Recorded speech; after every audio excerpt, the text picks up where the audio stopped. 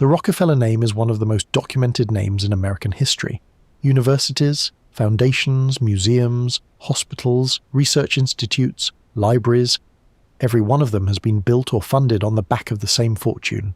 There is, however, one period in the Rockefeller archive that is conspicuously thin, the 7 years between 1858 and 1865, the years in which a 16-year-old produce clerk in Cleveland, earning roughly $400 a year, somehow accumulated the financial base required to enter the oil refining industry, dominate it within a decade, and become the wealthiest individual in human history. The arithmetic simply does not work. The official explanation does not account for it, and the records that would tell us where the money actually came from are, conveniently, the ones that are missing. The gap matters because of where it sits in the family record, specifically with the story of the father. William Avery Rockefeller, John D. Rockefeller's father, was an itinerant patent medicine salesman who travelled through upstate New York and the Midwest during the 1840s and 1850s, peddling herbal cures and cancer remedies from a horse-drawn wagon. He called himself a botanical physician. He was charged with rape in Cayuga County, New York in 1849. He eventually abandoned his family in the early 1870s and lived out the rest of his life in South Dakota under the assumed name William Livingston.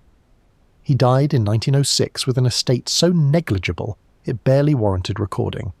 This is the paternal inheritance of the man who would become the first billionaire in human history, and who would die owning a 16th of the entire American economy. A travelling medicine show operator who was charged with rape and ended his life under a false name in another state. The official biography handles this awkwardness the way it handles all awkwardness in the Rockefeller record, by moving past it quickly and replacing it with a more comfortable narrative.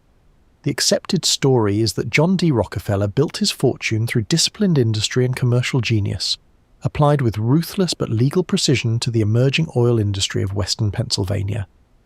The modest beginnings are well attested. He was born in 1839 in Richford, New York. The family moved to Cleveland in 1853. He found work as a clerk at a produce commission house in 1855 at the age of 16. He left that position in 1858 and, with a partner named Morris Clark, established a produce commission business of his own, using $4,000 borrowed from his father and $1,000 of his own savings, or so we are led to believe. Now, the reason I say, or so we are led to believe, is because $4,000 in 1858 is approximately $130,000 in current terms. A 16-year-old clerk at a Cleveland produce commission house in the 1850s was earning between $300 and $500 per year. In 3 years of employment, even with extraordinary frugality, that clerk could not have accumulated $1,000 in legitimate savings without supplemental income from sources that have never appeared anywhere on file. The $4,000 from his father is more difficult still. William Avery Rockefeller's recorded income from patent medicine sales in the same years is not consistent with having that kind of money available to lend a son in 1858. The numbers do not add up. They have never added up. And every official account ever written on the Rockefeller family has glossed over that fact by treating the $5,000 starting capital as a known beginning rather than as a question that requires an answer. The produce commission business prospered.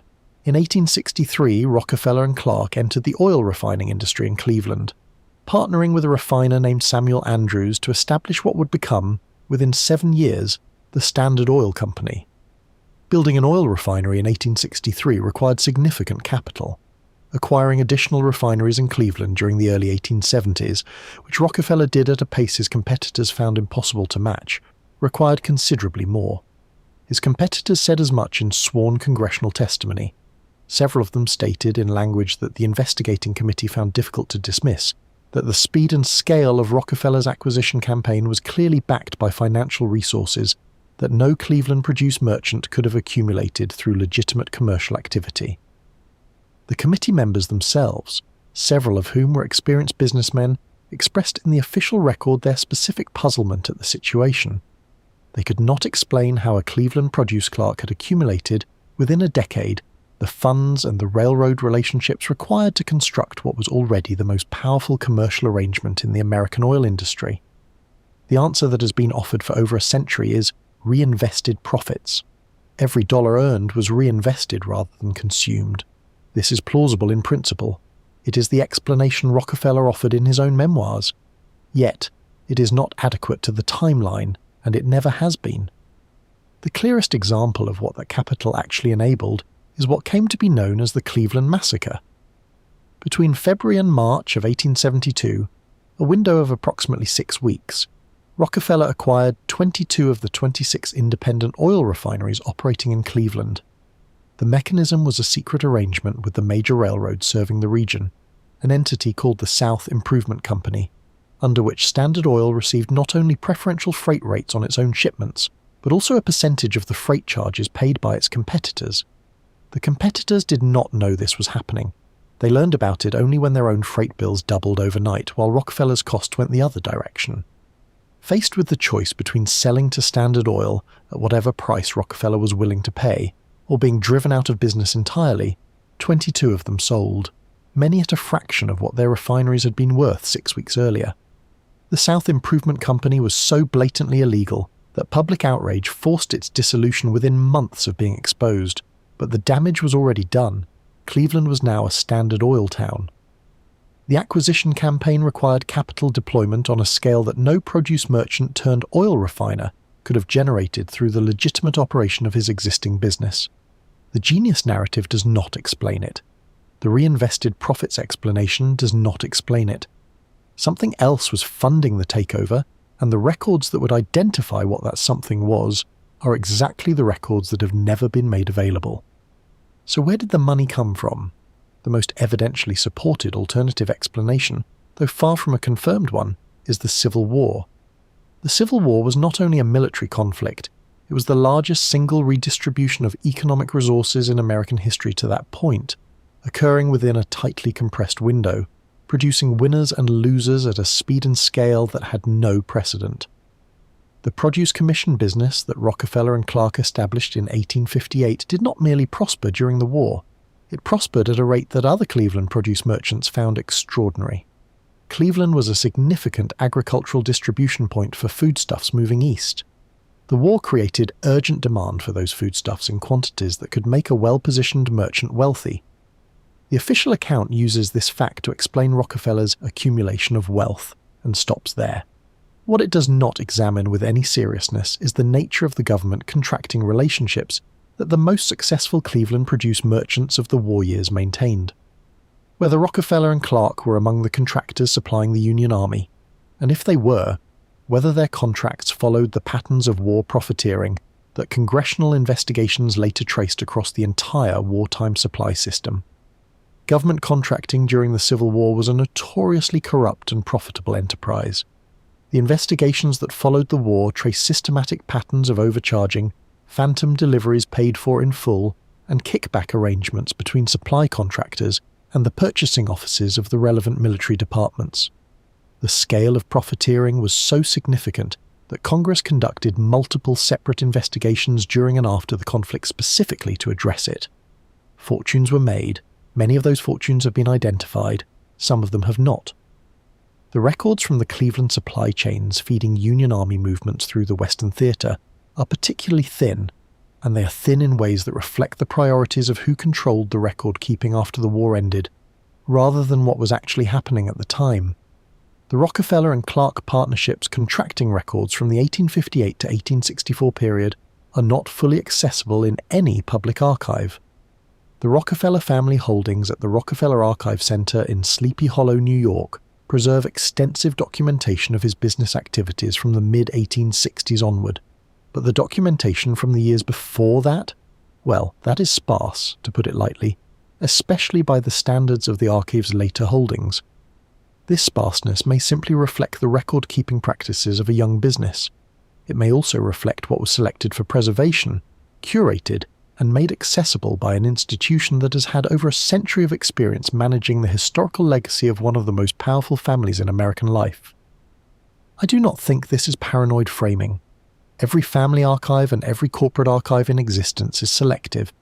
The institutional interests of the curating entity inevitably shape what is preserved and what is made available to researchers. The Rockefeller Archive Center is a sophisticated scholarly institution that has supported genuine historical research. It is also an institution that was created by the Rockefeller family and continues to be governed by the interest it documents. The histories written from its holdings are not fabrications. They are histories built from a curated record. And the materials that would answer the capital question are the ones that have never made it into the curated version.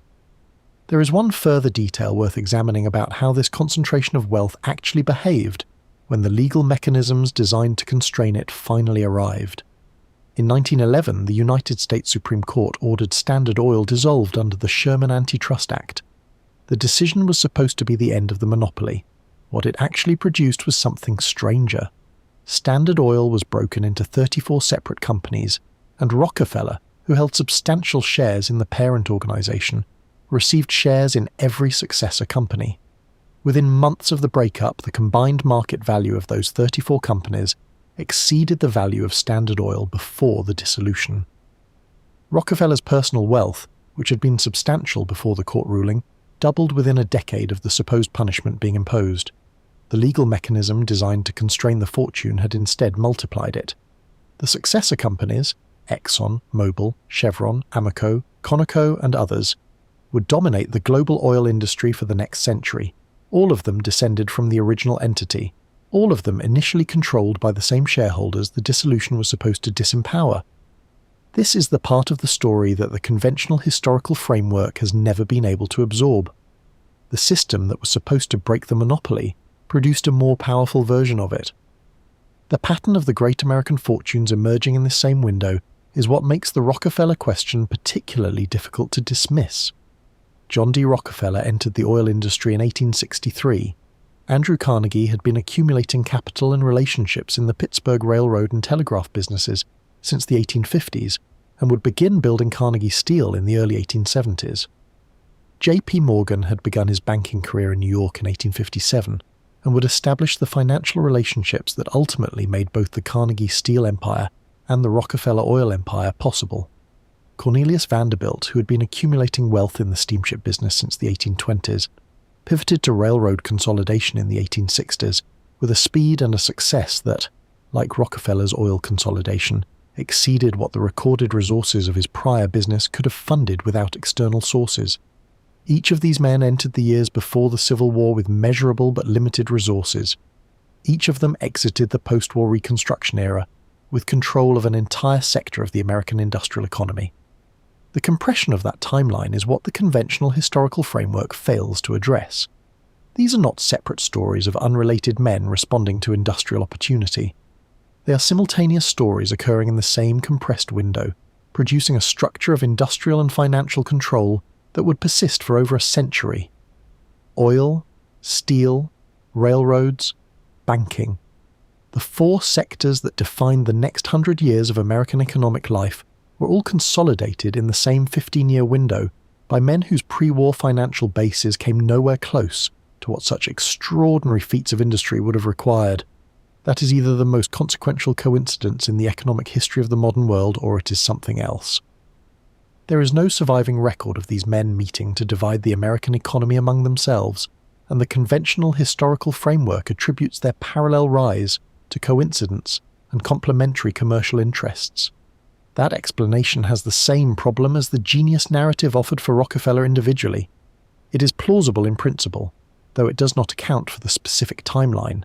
The men in question each occupied a different sector of the emerging industrial economy. Their interests supported rather than competed with each other in the critical formation period. Their relationships with specific political figures in Washington gave them access to federal policies that facilitated their consolidation. The pattern looks suspiciously coordinated whether or not it was explicitly arranged. The Tarbell investigation, published in McClure's magazine between 1902 and 1904, is the closest any printed work has come to a serious public reckoning with how Standard Oil actually operated. Ida Tarbell had personal reasons for her thoroughness. Her father's oil business had been destroyed by Standard Oil's consolidation tactics in the 1870s. Her investigation laid bare the rebate system, the predatory pricing, the railroad pressure, the industrial espionage, and the political corruption that Standard Oil had used to maintain its dominance. It was a landmark of investigative journalism. What it did not investigate was the origin of the money that had made Standard Oil's methods possible in the first place. The capital question was not Tarbell's question. The origin of the resources behind the methods remained unexamined, and remains unexamined now, more than a century later. Part of the reason it remains unexamined is the philanthropic apparatus the Rockefeller family began building in the 1890s and accelerated after John D. Rockefeller's retirement from active Standard Oil management in 1911. The Rockefeller Foundation, established in 1913, supported not only medical research and educational development, but also the historical scholarship that traced the emergence of American industrial capitalism. The General Education Board, established in 1903, was the primary vehicle through which the family directed funding into American universities, and the universities that accepted that funding were the same universities that produced the historians who wrote the first definitive academic accounts of the rise of Standard Oil. This is not a small detail. The first generation of major academic studies of Standard Oil were written in an era when the Rockefeller philanthropic apparatus was the most significant private funder of academic research in the United States. The historians involved were not coerced. They did not need to be. The relationship between institutional funders and academic priorities operates through ordinary professional incentives, not through explicit pressure. Departments that pursue lines of research aligned with their major funders prosper, and the departments that do not, well, they lose grants. Over time, the lines of inquiry that get pursued in any field of academic study reflect the funders that have shaped the field. This does not mean those historians fabricated their findings. It means the avenues they pursued were shaped by the intellectual environment in which they worked, and the avenues they did not pursue were shaped by it as well. The lines of inquiry that would have required investigation of the pre-1860 capital sources, the Civil War contracting relationships, and the specific arrangements with the railroad interests in the early 1870s were not the ones that the funded scholarship pursued. And once the founding generation of academic work had set the framework, every subsequent generation of historians who relied on that work inherited the same framework, with the same gaps where the same questions had not been asked. It is worth pausing here to examine why the philanthropic apparatus expanded so dramatically after 1913. The Rockefeller Foundation was established in May of that year. 11 months later, on April 20th, 1914, the Colorado National Guard and private security forces employed by Rockefeller's company, Colorado Fuel and Iron, attacked a tent colony of striking miners and their families at Ludlow, Colorado. 21 people died. 11 of them were children. The attack became known as the Ludlow Massacre and produced the most damaging public relations crisis the Rockefeller family had faced to that point. The response was not primarily legal or political. It was philanthropic. Within months of Ludlow, the Rockefeller Foundation hired Ivy Lee, the public relations pioneer who would later be called the founder of modern corporate communications. Lee's strategy was straightforward. Rebrand the family, direct funding into hospitals, universities, and medical research at a scale and visibility that would gradually displace the public memory of how the fortune had been made. The strategy worked. A century later, the name Rockefeller carries the connotation of philanthropy first and industrial brutality only as a footnote. The philanthropic apparatus was not a side effect of accumulated wealth. It was an instrument designed to manage the public perception of wealth that had been accumulated through means the family did not wish to defend in public. That instrument has been operating continuously for over 110 years. The arithmetic is not complicated. It has simply not been done. And no governing body has seriously attempted to reconcile the recorded income sources of the 1858 to 1865 period with the financial deployment unfolding in the 1863 to 1870 period. The reconciliation is left to the reader's trust in the genius narrative. The genius narrative is not without factual basis.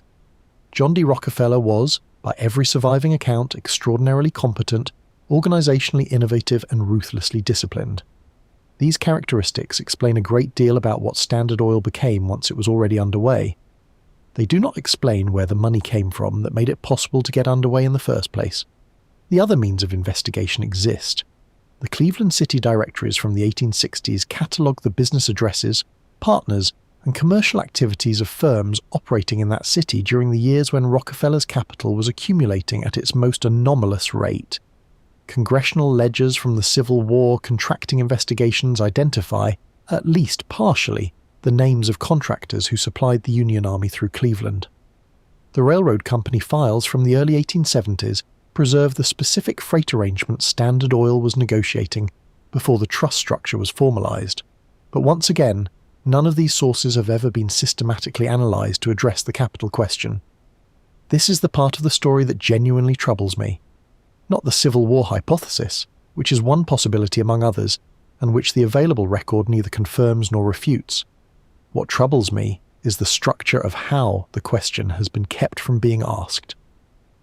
The philanthropy, the university endowments, the medical schools, the public libraries, the museums, the policy institutes, the academic departments, the research programs that the Rockefeller philanthropic apparatus has funded since the 1890s, they are not irrelevant to understanding why the capital question has remained unexamined. They are the infrastructure within which the question has not been asked, not through conspiracy in the dramatic sense, but through the ordinary mechanism by which institutional funders shape the priorities of the scholarship they fund. Inquiries compatible with the funder's interests get pursued. Inquiries incompatible with those interests do not. Over a century of accumulated academic work later, the inquiries that were never funded have effectively ceased to exist as questions in the mainstream historical record. The Rockefellers had no traceable wealth before 1858. Within 15 years they controlled the most consequential industrial enterprise in the Western world. And as of yet there is no satisfactory financial explanation in my eyes to bridge that 15-year gap. The teenage genius reinvesting profits doesn't quite cut it. The materials that might explain the gap with more certainty are missing or curated. The institutions that have shaped a century of academic work on the subject were funded by the family whose origins are in question. The cycle is closed, and has been closed for so long that the asking of the question now feels like a violation of an etiquette that nobody alive remembers establishing. The records are still there. The arithmetic is still available to anyone who wants to do it. The Cleveland City directories, the Civil War ledgers, the railroad freight files, none of them have moved.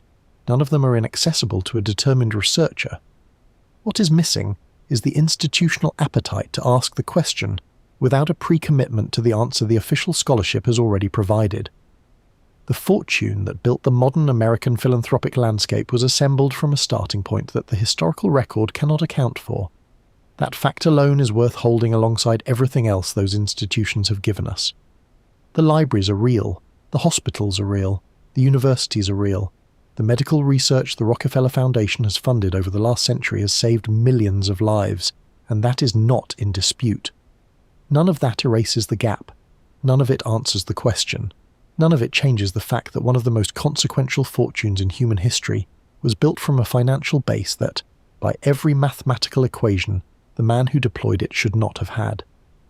Where it actually came from is a question that has been waiting for someone to ask it seriously for 165 years.